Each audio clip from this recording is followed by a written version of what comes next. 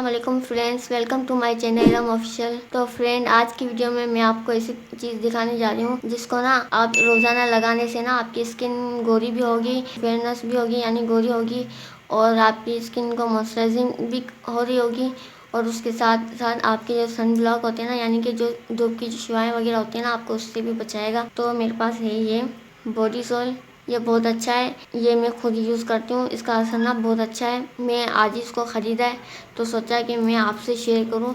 तो ये भी ठंडा ही है, इसकी खुशबू भी बहुत अच्छी है और इसका रिज़ल्ट भी आपको बहुत अच्छा मिलेगा। आप इसको रोज़ इस्तेमाल अप्लाई करें, यानी ये सर्दियों का है, आप सर्दियों में इसको यूज़ करें। आपकी जो स्किन की खुश्की होगी ना, वो ख़त्म हो जाएगी और आपकी स्किन मुलायम हो जाएगी। जैसे हम दूध का मसाज करते हैं यानी क्लीजिंग करते हैं ना, क्लीजिंग करने के बाद जो आपकी स्किन पर जो फेयरनेस होती है यानी मुलायम सी हो जाती है, गुलाबी गुलाबी सी हो जाती है ना, तो ये भी आपकी स्किन को गुलाबी करेगा। तो ये खुद भी गुलाबी है तो लगाने के बाद गुलाबी करेगा।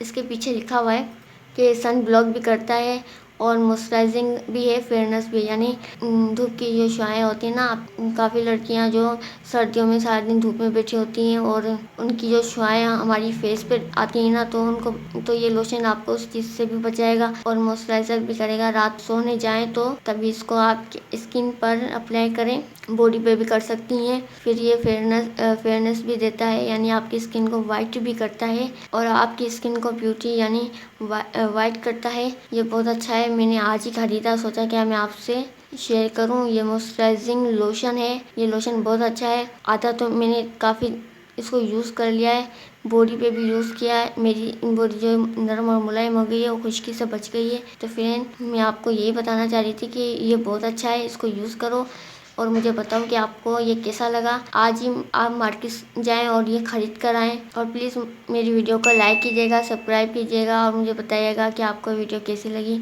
तो फ्रेंड, दे मुझे इजाज़त, अपनी दुआओं में याद रखिएगा। अल्लाह हाफिज़।